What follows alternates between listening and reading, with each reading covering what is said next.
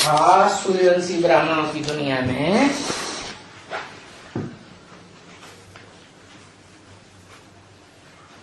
दो जोन खास हैं। एक है स्थापनाकारी,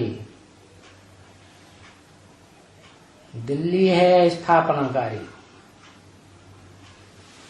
और बंबई जो महाराष्ट्र की राजधानी है वो है विनाशकारी। तो अभी किसका टर्न है सेवा का? इस वर्ष में खास किनको सेवा करनी है? विनाशकारी ग्रुप के लिए बताया। महाराष्ट्र जोन, जो महान राष्ट्र कहा जाता है। महान देवता कौन है? महादेव। हर हर बम बम की नगरी है महाराष्ट्र की राजधानी बंबई। तो बोला बॉम्बे वालों का भी सेवा का टर्न है। किसका किसका बताया? महाराष्ट्र, बॉम्बे का, और तीसरा नाम बताया आंध्रा का भी टर्न है।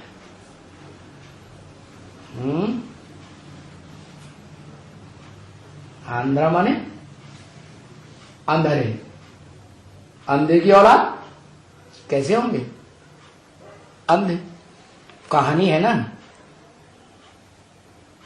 ब्राह्मणों की संगम की दुनिया की ही कहानी है। विषय सागर कहो, विषय वैतरणी नदी कहो, इस संसार को, इसको पार करने के लिए अंधे ने लंगड़े का सहारा लिया और लंगड़े ने अंधे का सहारा लिया। एग्रीमेंट हो गया दोनों में। क्या एग्रीमेंट हुआ? अंधे ने कहा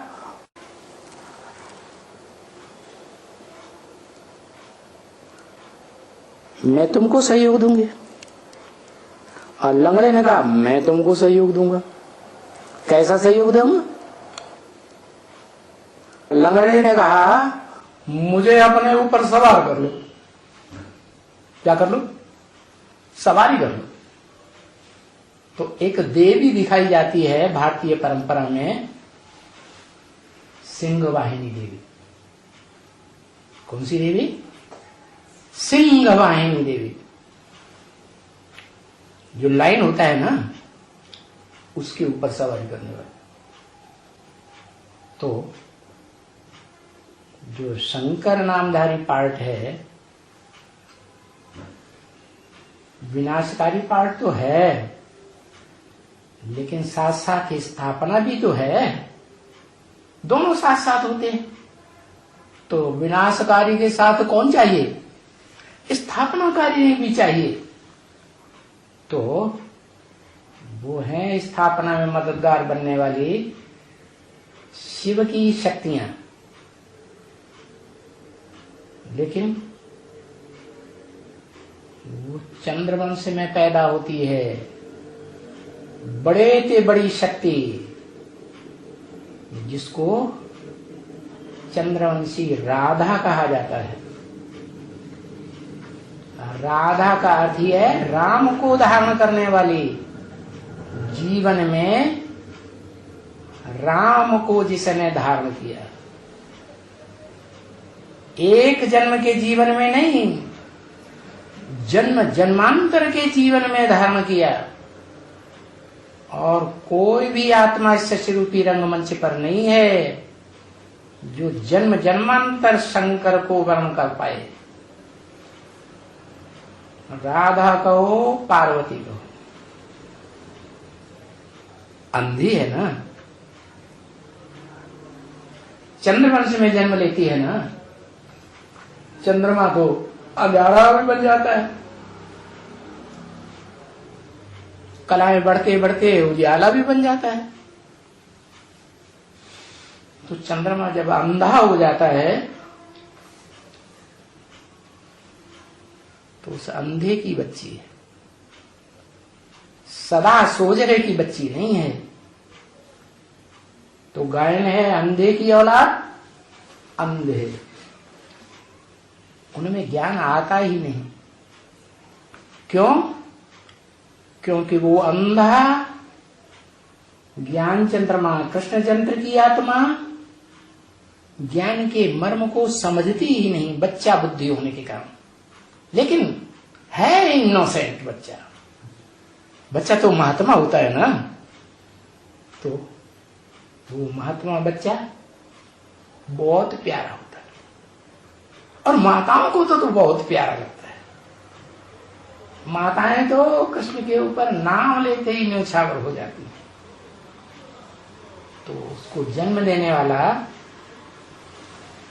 जो बाप है वो कलातीत है, ज्ञान सूर्य। चंद्रमा किससे रोशनी लेता है? सूर्य से रोशनी लेता है ना। वो जड़ सूर्य की बात यहां नहीं हो रही है। यहां बेहद का चैतन्य ज्ञान चंद्रमा है और बेहद का ज्ञान सूर्य है इस षष्ठी रूपी रंगमंच पर। तो वो बेहद का ज्ञान सूर्य जो है वो महान राष्ट्र को धारण करता है। क्योंकि जैसे आज की दुनिया में अमेरिका महाशक्ति माना जाता है, महान राष्ट्र समझते हैं, सबसे शक्तिशाली राष्ट्र। ऐसे ही जो आने वाली दुनिया है उस दुनिया में वो महान राष्ट्रधारी होगा। बाकी राष्ट्र जो हैं वो महान नहीं कहे जाएंगे। राष्ट्र तो होंगे छोटे बड़े, लेकिन वो महान राष्ट्र है। उसकी जौन में पलने वाले महाराष्ट्रियन और उनकी राजधानी क्या क्या बताया? बॉम्बे। हर हर बम बम की राजधानी। क्या पुरानी दुनिया का विनाश पहले होगा कि नई दुनिया पहले प्रत्यक्ष होगी? ऐसे तो होता ही नहीं।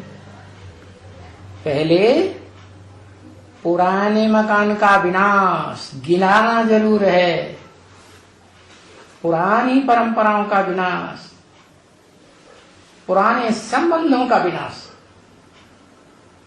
पुराने जितने भी संबंध हैं वो सब देहभान के ऊपर आधारित,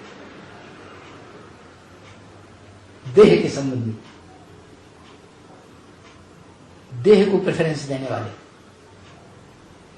जो नई दुनिया होगी उसमें देवताएं आत्म की स्थिति वाले होंगे, ज्योति बिंदु आत्मा की स्मृति में रहेंगे, देह की स्मृति में नहीं रहेंगे। इसलिए उनका सुखी जीवन होगा। स्वचिंतन करने वाले हैं। स्वचिंतन ही उन्नति की सीढ़ी है। बाकी पर है ये शरीर, पृथ्वी, जल, वायु, अग्नि, आकाश, ये 5 जड़ तत्व जो हैं वो जड़त्वमयी होने के कारण पर हैं। प्रकृति के रूप 2 चीजें हैं दुनिया में मुख्य, एक आत्मा और एक प्रकृति। प्रकृति जड़त्वमयी बुद्धि वाली और आत्मा चैतन्य। जब आत्मा चैतन्य सात्विक बनती है, स्वचिंतन में स्थिर रहने वाली, आत्म की स्थिति में स्थिर होने वाली, जो गीता में कहा स्वधर्मे निधनम से यह परधर्मो भयावह। स्वधर्म बहुत श्रेष्ठ है। परधर्म अर्थात प्रकृति का धर्म, प्रकृति की धारणा बहुत भय पैदा करने वाली है। आज दुनिया में सारी दुनिया के मनुष्य मात्र भौतिकवादी बन गए, पंचभूतों का आलोड़न कर रहे हैं, विश्लेषण कर रहे हैं, बड़े बड़े वैज्ञानिक बन रहे हैं, बड़े बड़े डॉक्टर बन रहे हैं। डॉक्टरों के बल से इस दुनिया में बीमारियां खत्म हो रही है और नई नई बीमारियां बढ़ती जाती हैं, समस्याएं बढ़ती जाती हैं। और न वैज्ञानिकों के बल पर इस दुनिया में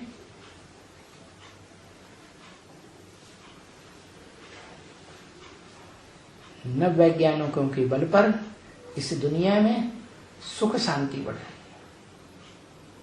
सब अशांत हो रहे हैं, सब दुखी हो रहे हैं। क्या होने वाला है? इतनी एटॉमिक एनर्जी तैयार हो रही है।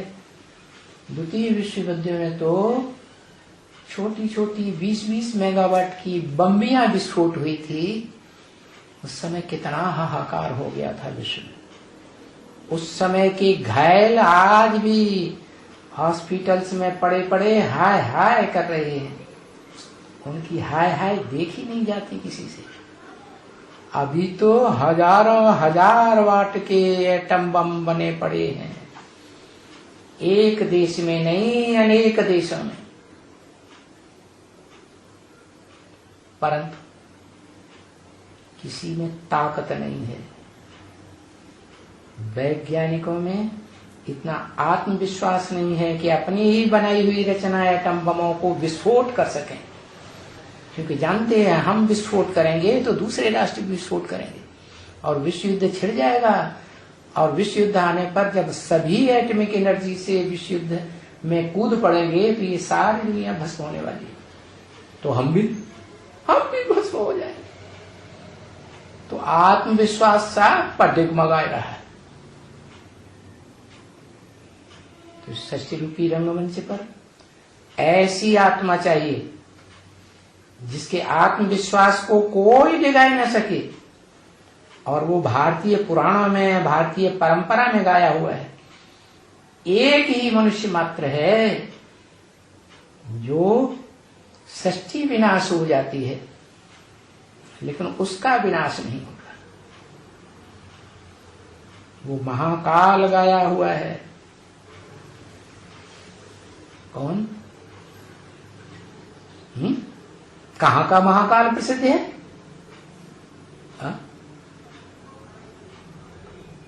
अरे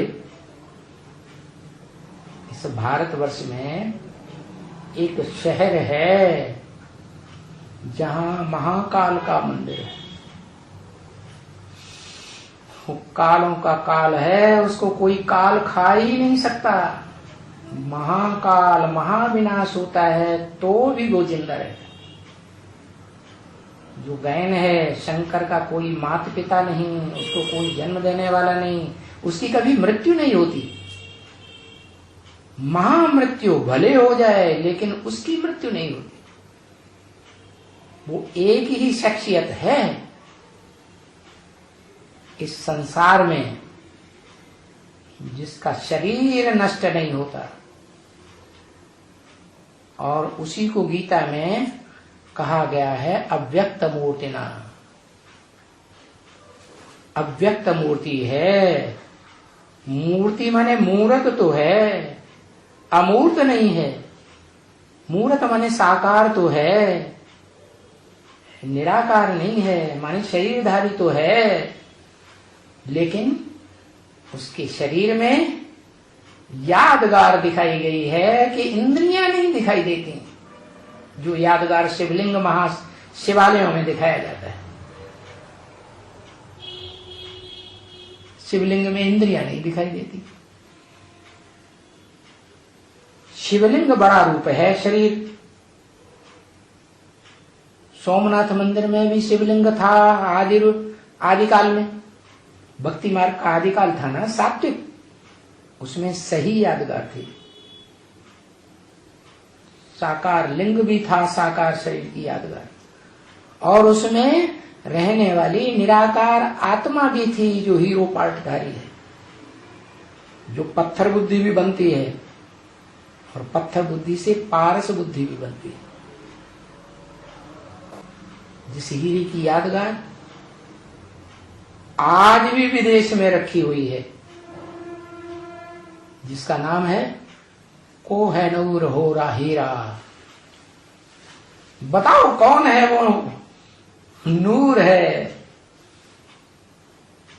संसार का नूर है। ऐसी तो निराकार भगवान की दो आंखें, दो ही बच्चे हैं इस संसार में। जो उस निराकार भगवान की आंखें नूर हैं, उन आंखों के द्वारा इस संसार को देखता है, राम और कृष्ण। एक राइटियस है, एक लेफ्टिस्ट भी है। एक सिर्फ राइटियस देखती है, लेफ्टिस्ट देखती ही नहीं। जिसका महाभारत में यादगार है, अपने परिवार में अपने बच्चों को राइट ही राइट समझता था। उसका नाम था धृतराष्ट्र। सारे राष्ट्र को धर के बैठ गया।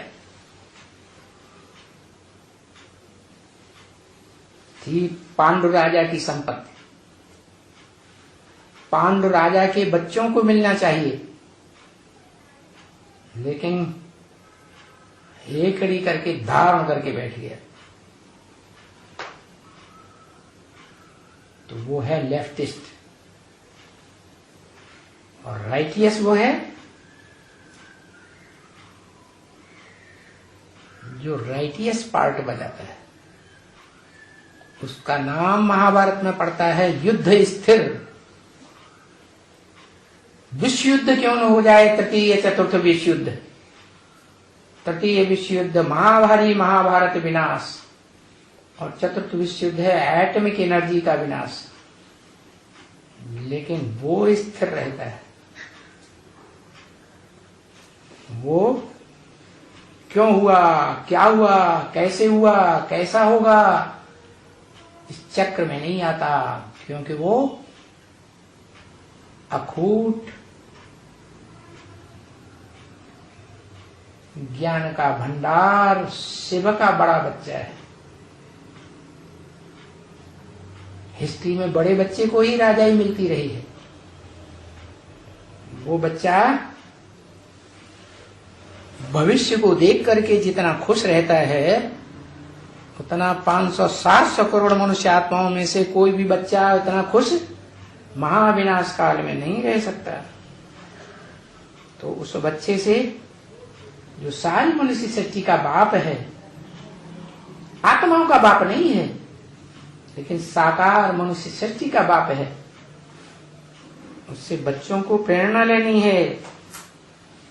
ऐसे तो सूर्यवंशी तुम बच्चों को बहुत कुछ मिल गया है और मिलना ही है। अनाउंसमेंट वाली बहन ने कहा सेवा का टर्न महाराष्ट्र जोन का है। 15,000 महाराष्ट्र वाले आए।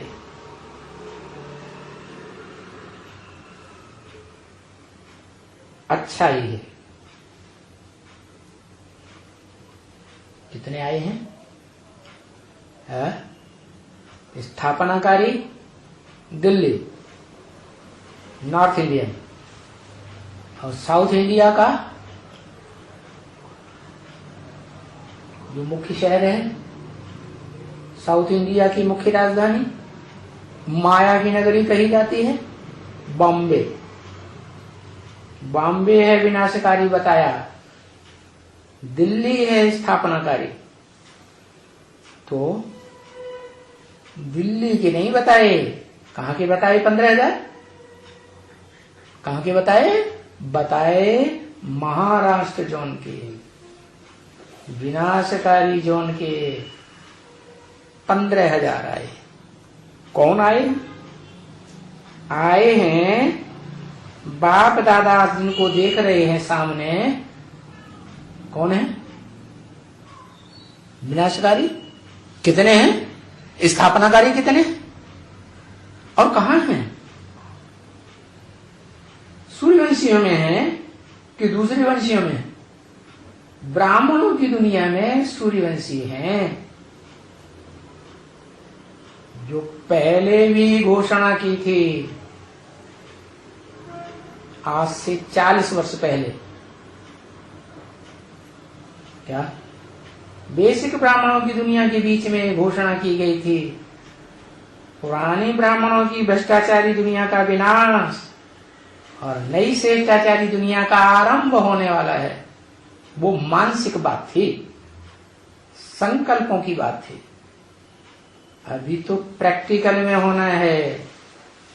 तो प्रैक्टिकल में ऐसे विनाशकारियों की संगठन की बात की। विनाश की सेवा करने वाले बच्चे हैं जिनकी संख्या कितनी बताई? 15,000।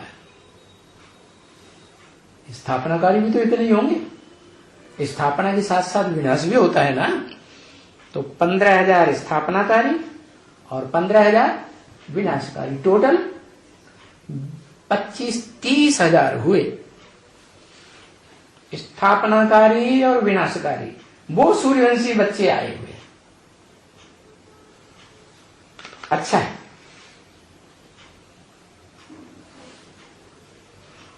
उठ के खड़े नहीं होना है सबको, केवल हाथ हिलाइए। महाराष्ट्र वाले हाथ हिलाओ। क्यों? केवल महाराष्ट्र वाले हाथ क्यों हिलाए? क्योंकि उन्हीं को वो सेवा का कार्य करना है, ब्राह्मणों की दुनिया में विनाश का कार्य। दिल्ली वालों को नहीं करना है। क्या दिल्ली वालों को क्या करना है? क्या करना है? स्थापना करनी है। दिल्ली है स्थापनाकारी, बंबई है विनाशकारी। और सभी उमंग उत्साह में महाराष्ट्र वाले, महाराष्ट्र, बॉम्बे, और तेलंगाना। कौन से आंगन? जिनके आंगन में तेल भरा हुआ है। क्या कहा? आज की दुनिया में सबसे बड़े साहूकार देश कौन से माने जाते हैं? जिन देशों में कौन सी ऊर्जा ज्यादा भरी पड़ी है? तेल, घी नहीं, घृत याद को कहा जाता है।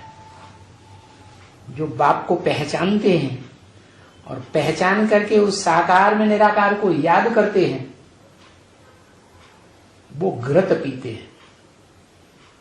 बाकी जो साकार को पहचानते भी नहीं, साकार की जीवन कहानी को कैसे पहचानेंगे? निराकार की जीवन कहानी को भी कैसे पहचानेंगे? भारत में तो कहा जाता है तू साकार है सो निराकार है। तुलसीदास ने तो लिख ही दिया ना, सगुण ही अगुण ही नहीं कछु भेदा, उभय हरे भव संभव खेदा। तो जो तेलंगाना वाले हैं ना, उन्होंने अपना देश अलग कर लिया। पहले सब आंध्रा वाले थे, सारे ही अंधे थे। अभी उन्होंने समझा कि हम ज्यादा बुद्धिवादी हैं, ज्यादा पैसे वाले हैं, ज्यादा ज्ञान धन वाले हैं, ज्यादा बुद्धिवादी हैं, तो उन्होंने अपना देश तेलंगाना अलग कर लिया। जो समझते हैं कि बुद्धिमानों की बुद्धि तो वही आत्माओं का बाप, निराकार बाप है, जो जन्म मरण के चक्र में कभी नहीं आता, इसलिए त्रिकालदर्शी होकर रहता है, अखूट ज्ञान का भंडार है। उसको याद करने वाले और पहचान करके साकार सृष्टि में किसी शख्सियत में याद करने वाले, वो आंध्र प्रदेश वाले, जो ज्ञान सागर के सबसे नजदीक किनारे पर रहने वाले। पास पास पास, पहला पास कौन सा? पहले नंबर का पास कौन? जो ज्ञान सागर के सबसे नजदीक रहे पड़े हैं। बताओ, भारतवर्ष में कौन सा स्टेट है जो ज्ञान सागर के ही नजदीक रहा पड़ा है? और स्टेट ज्ञान सागर के इतने नजदीक नहीं है। वो है सिर्फ एक स्टेट, आंध्र प्रदेश। तेलंगाना भी बहुत दूर हो गया। माना जो मुस्लिम राष्ट्र हैं और अभी क्रिश्चियन राष्ट्र अमेरिका में भी तेल निकल पड़ा है ढेर सारा। आपाधापी करके भी उन्होंने ढेर सारे तेल वाले देशों के ऊपर राज्य जमाया था। तो ये दो देश हैं जिनमें तेल भरा पड़ा है। मिट्टी का तेल कहो, देह अभिमान की मिट्टी का तेल, तो वो भी आए हुए हैं। क्या? तो विनाश किसका होना है? किसका विनाश होना है? विनाश कौन करेंगे?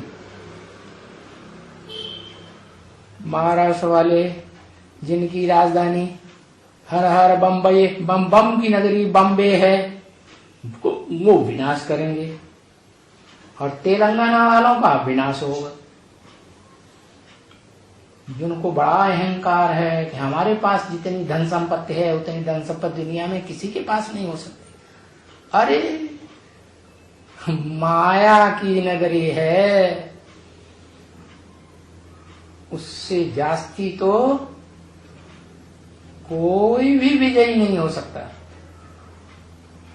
माया का राज्य इस सचरूपी रंगमंच पर आधा समय चलता है और ईश्वर का राज्य भी आधा समय चलता है। ईश्वर जो राज्य स्थापन करता है वो सुख की दुनिया स्वर्ग का राज्य स्थापन करता है, जिसकी मान्यता मुसलमानों में भी है, जन्नत कहते हैं, और क्रिश्चियंस में भी है, हेवन कहते हैं। नाम भी देते हैं हेवन के लिए, हेवनली गॉड फादर, देहधारी मनुष्य गुरु, चाहे वो इस्लामी हो, मुसलमान हो, क्रिश्चियन हो, रशियंस हो, नास्तिक, वो सब देह अभिमानी सांढे हैं। उनका विनाश होना है। स्थापना किसकी होनी है? स्थापनाकारियों का स्थापना होनी है, और विनाश करना भी त्रिमूर्ति शिव का काम है। शिव का ही काम है ना, 3 देवताओं के द्वारा कार्य कराता है ना। तो विनाश का कार्य नहीं होगा। पुरानी दुनिया, पुराना मकान गिरेगा नहीं तो नया मकान बन जाएगा क्या? बन ही नहीं सकता। तो बताया इन महाराष्ट्र वालों को, बॉम्बे वालों को, आंध्रा वालों को, जो अंधरे हैं उनको, इनको कहा जाता है महाराष्ट्र वाले, बॉम्बे वाले, आंध्रा वाले, तेलंगाना वाले।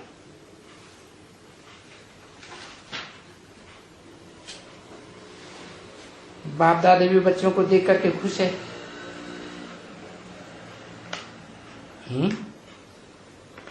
किसको देखकर खुश है? बच्चों को देख करके खुश है। कौन से बच्चों को देखकर खुश है?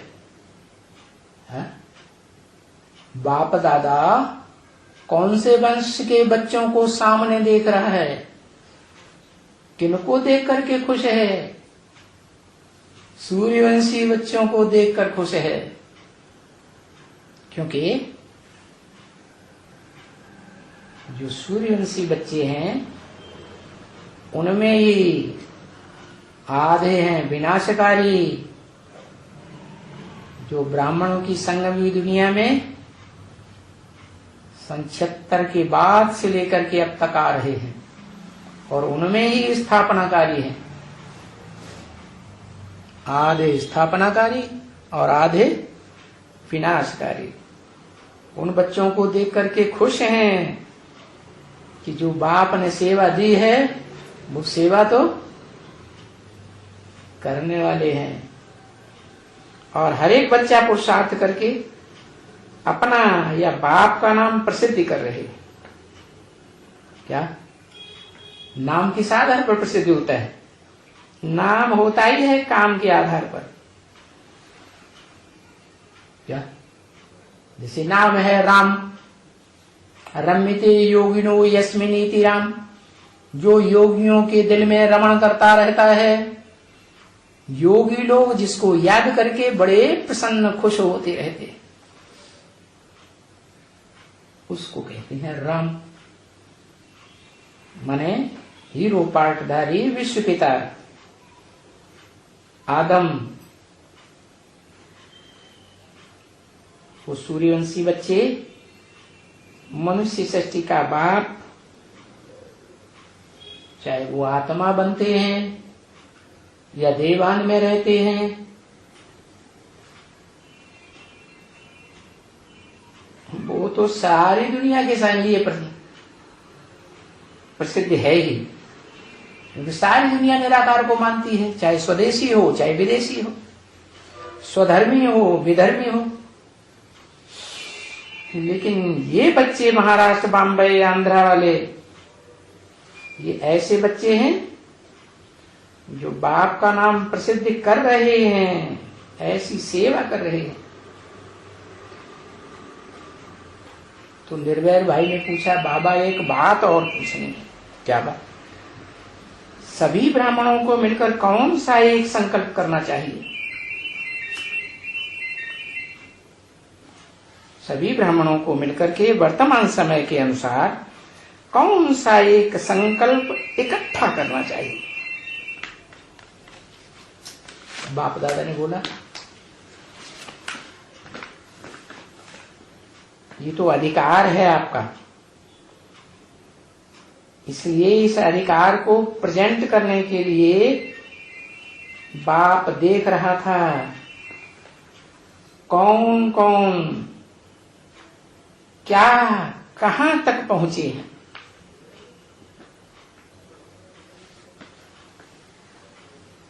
एक संकल्प में टिकने के लिए, इकट्ठा एक संकल्प करने के लिए कौन कौन है?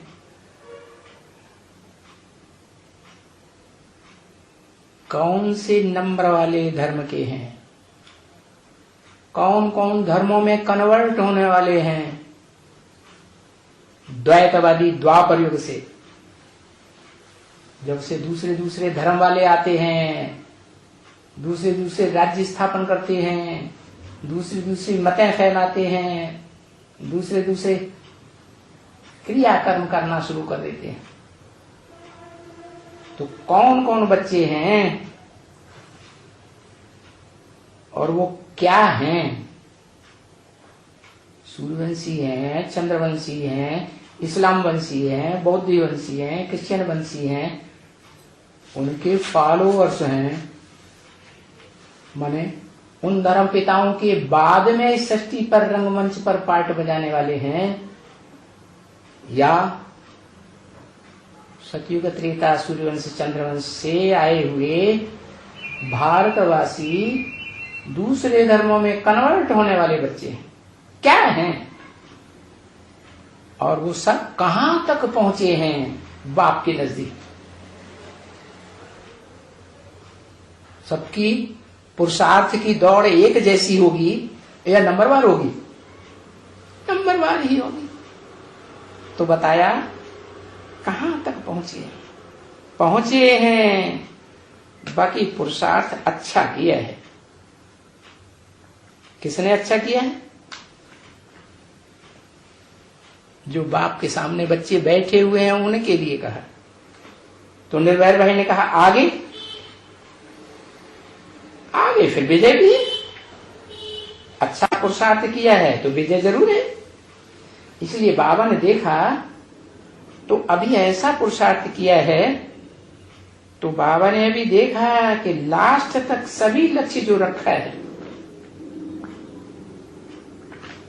कौन से लास्ट तक? दुनिया का संपूर्ण विनाश होने तक, महाविनाश।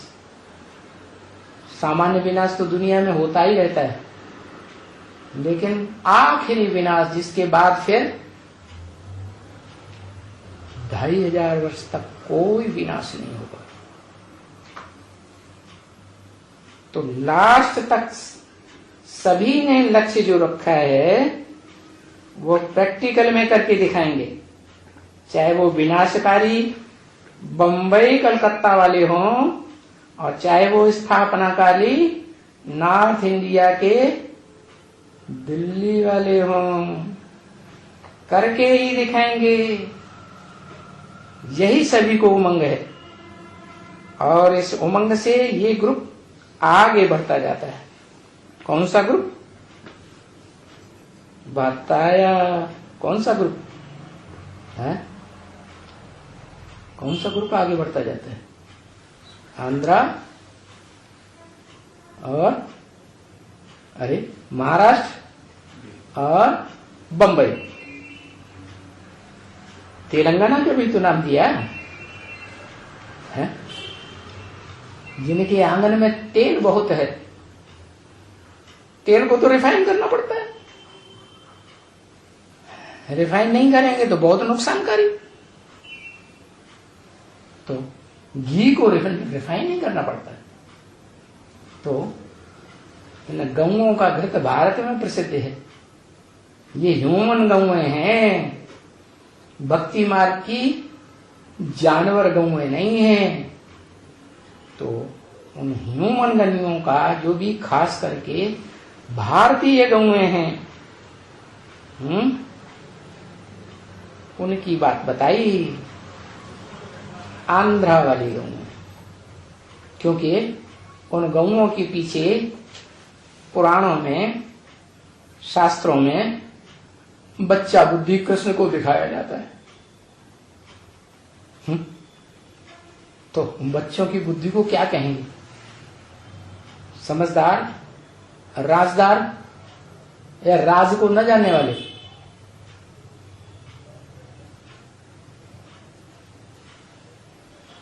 राज विद्या राजगुह्यम गीता में गाया हुआ है ना। इसके राज्य को नहीं समझने वाले हैं। तो बताया ये अंधे जरूर हैं, लेकिन लंगड़े से एग्रीमेंट किया हुआ है, दिल के अंदर है कि एग्रीमेंट प्रैक्टिकल में आएगा। लंगड़े कौन है? जो रुद्रमाला के मणके हैं, वो हैं रुद्र के बच्चे, विकराल रूप धारण करने वाले बच्चे।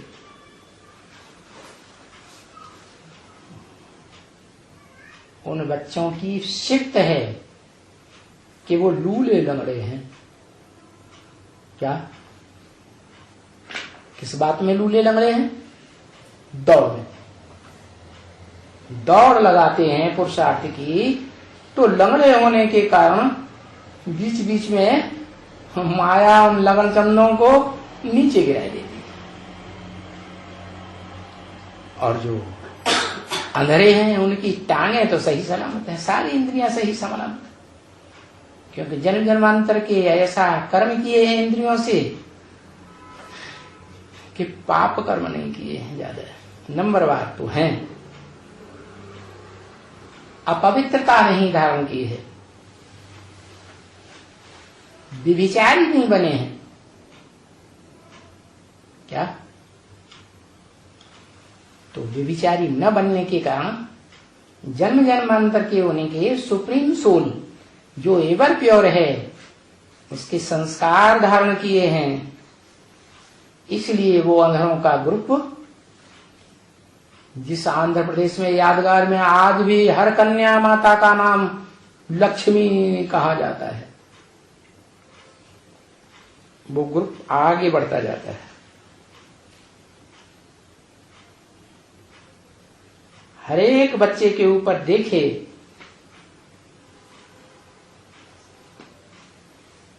हर बच्चे के ऊपर विजय का तिलक दिखाई देता है।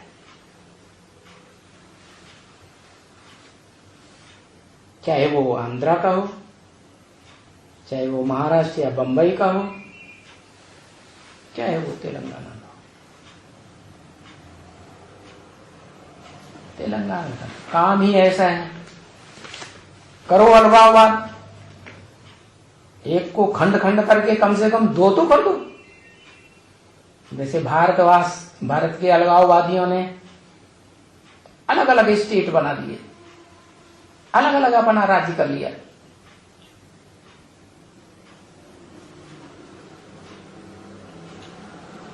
नॉर्थ इंडिया में उत्तर प्रदेश शेर की शक्ल में दिखाया जाता था, उसका भी सर काट दिया, गेंडा बना दिया। शेर शेर नहीं रह गया, गेंडा बन गया। उसके ऊपर चाहे जितना प्रहार करो ग्लानी का, उसकी चमड़ी के ऊपर कोई असर होने वाला नहीं है। उस गेंडे की चमड़ी की ढाल इतनी अकाट्य होती है कि कोई भी शस्त्र का वार उस ढाल के ऊपर असर ही नहीं करता। तो वो गेंडा उत्तर प्रदेश के लिए बोला है अव्यक्तवाणी में, उत्तर प्रदेश को धर्म युद्ध का खेल दिखाना है। क्या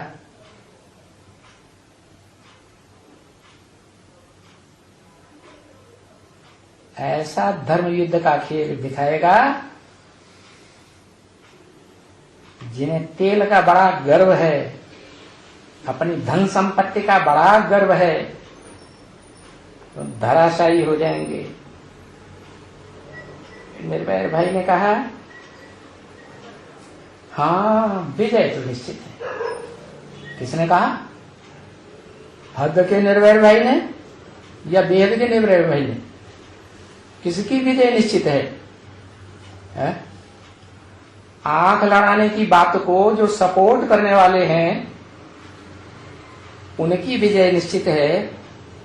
आंखों को, इंद्रियों को विविचारी बनाने वालों की विजय निश्चित है, या जो इंद्रियों को अविविचारी बनाने की बात करते हैं उनकी विजय निश्चित है। कौन पवित्र है, कौन अपवित्र है? दुनिया की सबसे बड़ी पावर है पवित्रता, और पवित्रता इंद्रियों के द्वारा ही धारण की जाती है। उस पवित्रता को धारण करने में लक्ष्मी परम पवित्र है। जो लक्ष्मी बबर शेर की भी सवारी करती, माना बबर शेर का जो पार्ट है उसको भी कंट्रोल में कर लेती है, या कहो उसको भी मना लेती है कि क्या होना चाहिए और क्या नहीं करना चाहिए। तो निर्भय भाई ने कहा विजय तो निश्चित है। ये कौन ने कहा है? बेहद के निर्भय भाई की विजय निश्चित है या हद के निर्भय भाई की विजय निश्चित है, जो आंख लड़ाने की बात को सपोर्ट करते हैं? किसकी विजय निश्चित होगी? अरे पवित्रता को सपोर्ट करने वाले बात वो ही निश्चय दिलाएगी। विजय तो है, बाप दादा ने बोला, लेकिन यह विजय अपने आत्मविश्वास की, क्या आत्मा में कितना विश्वास भरा हुआ है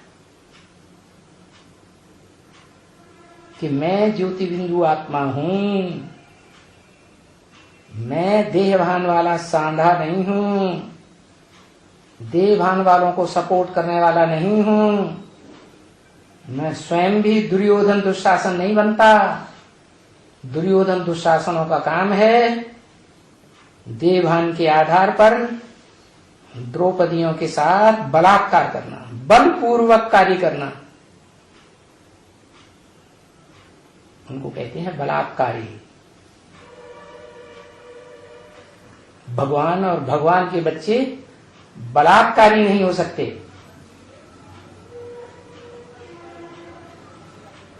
दुर्योधन दुष्टासन नहीं हो सकते। भले ब्रह्म वाक्य मुरलियों में है, भगवान का ही बोला हुआ महावाक्य है। इस दुनिया के सब पुरुष दुर्योधन दुशासन, सब मनुष्य, नारियों को नहीं बोला, सब नारियां। क्यों बोला? प्रैक्टिकल बात है तो बोला। घर घर में दुर्योधन दुशासन बैठे हुए हैं, घर घर में द्रौपदियां बैठी हुई हैं, जो दुर्योधन दुशासनों के द्वारा उन द्रौपदियों की इच्छा हो या न हो उनके ऊपर बलात्कारी बनते हैं। तो आत्मविश्वासी कैसे बने? देवहानि हुए ना। आत्मा के ऊपर विश्वास करने वाले कहां हैं? जो गायन है, अपन को आत्मा समझो। स्वधर्मे निधनम श्रेय, अपने आत्मिक धर्म में मर जाना भी अच्छा है। धर्म परिय पर धर्म न छोड़िए। देवहानि मत बनो, देवभान का प्रदर्शन करने वाले मत बनो, दुर्योधन दुशासन मत। तो आत्मविश्वास, देह का विश्वास नहीं। देह तो विनाशी है, आज है कल नहीं रहे। आज बड़े राष्ट्रपति बने पड़े हैं अमेरिका के, बड़े महामंत्री बने पड़े कोई भी देश के, क्या लंबे समय तक स्थायी रहेंगे? अरे ये तो अल्पकाल का है। आत्मा सदा काल के लिए है। आत्मा की मृत्यु कभी नहीं होती है। तो पहली बात आत्मविश्वास की, और दूसरी बात जो आत्मा के निश्चय में रहने वाली आत्माएं हैं, रुद्रमाला के मण के या विजयमाला के मण के, आत्मविश्वास में रहने वाली आत्माएं, उनमें भी निश्चय, चाहे वो रुद्रमाला के मण के हों, चाहे वो विजयमाला के मण के हों, दोनों में पश्च का निश्चय। क्योंकि सूर्यवंशी और चंद्रवंशी दोनों के परिवार को मिलकर के एक नई दुनिया का परिवार बनेगा। चंद्रवंशी राधा और सूर्यवंशी कृष्ण, दोनों का मेल होता है, तब एग्रीमेंट पूरा होता है और परिवार नई दुनिया का बनता है। जिस परिवार का दुनिया में आज भी गायन है, हिंदू मुस्लिम सिख ईसाई सब आपस में इसी दुनिया में भाई भाई बनेंगे, वसुधैव कुटुंबकम बनेगा। सारी वसुधा, सारी पृथ्वी के सब धर्मों के मनुष्य मात्र एक बाप को पहचानेंगे।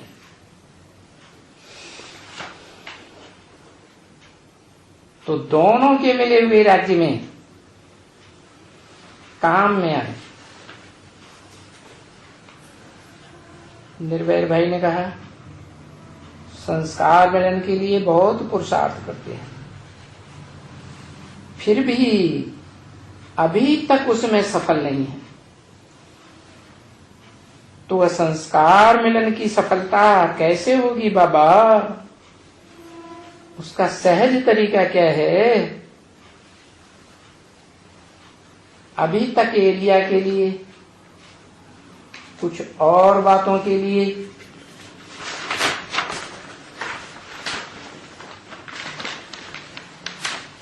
आपस में संस्कार नहीं मिलते। वेद में बुद्धि कैसे ले जाएं? इन सब बातों से हम ऊपर चले जाएं। तो बोला सभी के पास लक्ष्य है कि सबको संस्कार मिला करके नई दुनिया में जाना है।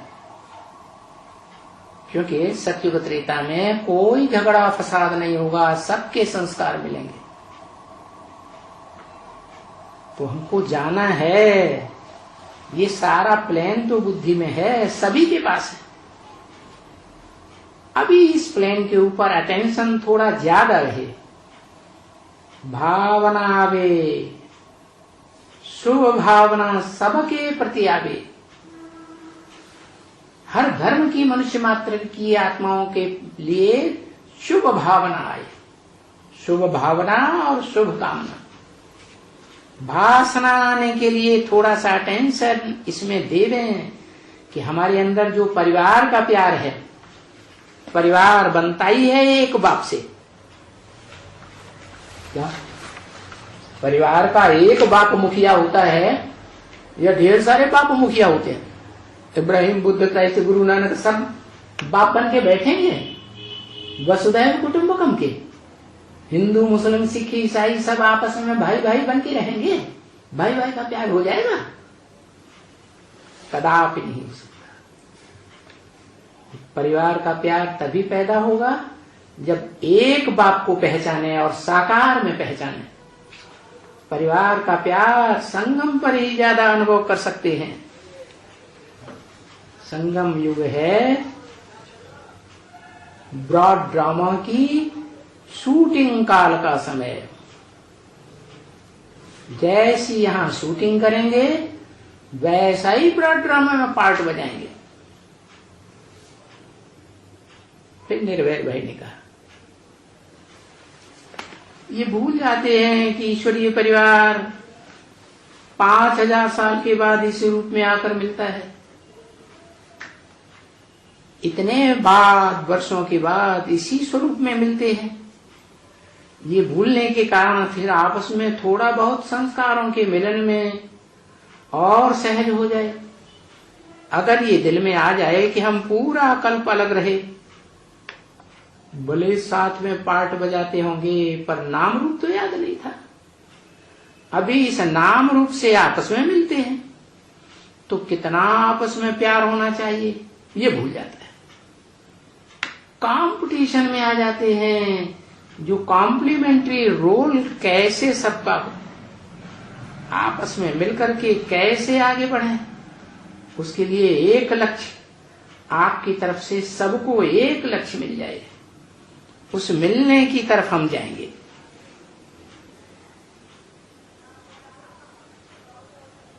दादा लेखराज ब्रह्मा की आत्मा बोली, लक्ष्य यही रखें कि होना ही है।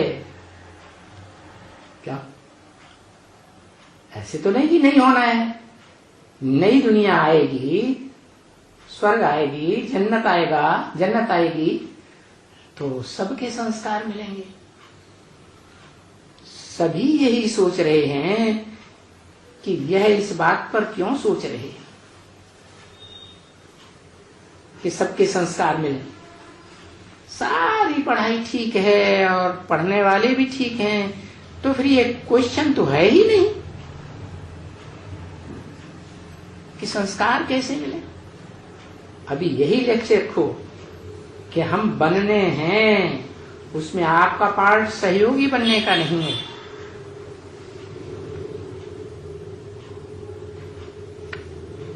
लेकिन खुद अपने को लायक बनाना है। दूसरों का सहयोग तब बनेंगे जब खुद लायक बनेंगे। खुद का सुधार, फिर पर का सुधार। अटेंशन अपने ऊपर देना है, ये जरूरी बात है। और बाबा ने देखा है कि सबको इसका बहुत ख्याल है कि बनना ही है, बन रहे। पुरुषार्थ अनुसार तो नंबर लेंगे, लेकिन पहले ये ध्यान रखो, अभी तो हम जैसे पूछते हैं बाबा, वैसे आप भी आपस में रूढ़ियान करके जो राजधानी का सीट है वो अवश्य लेंगे। तो अभी ये संकल्प रखो कि अब राजधानी में क्या सीट लेनी है?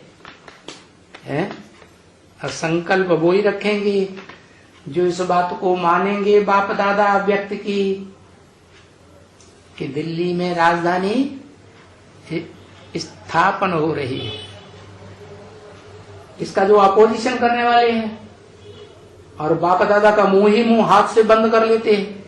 अरे बाबा, आप माउंट आबू में बैठे हैं, आप दिल्ली में नहीं बैठे हैं, कहीं आपकी बुद्धि खराब तो नहीं हो गई? अब ऐसे बुद्धि में कैसे डाला जाएगा कि दिल्ली में राजधानी स्थापन बाप दादा कर रहे हैं?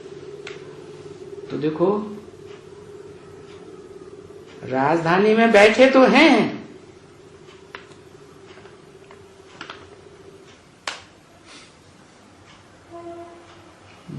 ब्रजमोहन भाई के लिए ये बात बोली होगी।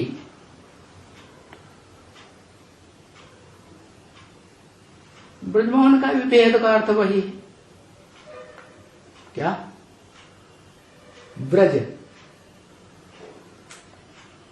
और निर्भय, ब्रज को मोहने वाले। अभी दिल्ली की राजधानी में तो हैं, बैठे तो हैं, लेकिन अभी दिल्ली की राजधानी में दिल्ली राजधानी में आपके साथ हो और भी राजधानी बुद्धि में रखनी। किसी भाई ने कहा, बाबा आपने तो सारी सीट शक्तियों को दे दी।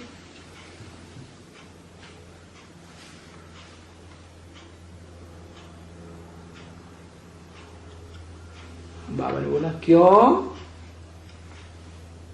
नहीं, वो हमेशा ही देखो, ये देखा गया है, जब रेस होती है ना तब माताएं कन्याएं ये नंबर ले लेती हैं। क्या दुनिया की पढ़ाई में भी देख लो, कौन नंबर ले रही हैं? कन्याएं माताएं नंबर ले रही है। जब फाइनल होता है तो यही रिजल्ट निकलता है।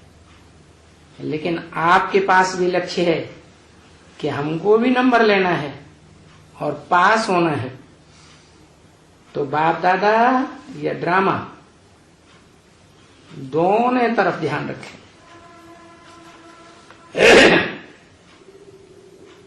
निर्भय भाई ने कहा, कौन सी बात में फॉलो फादर करना है?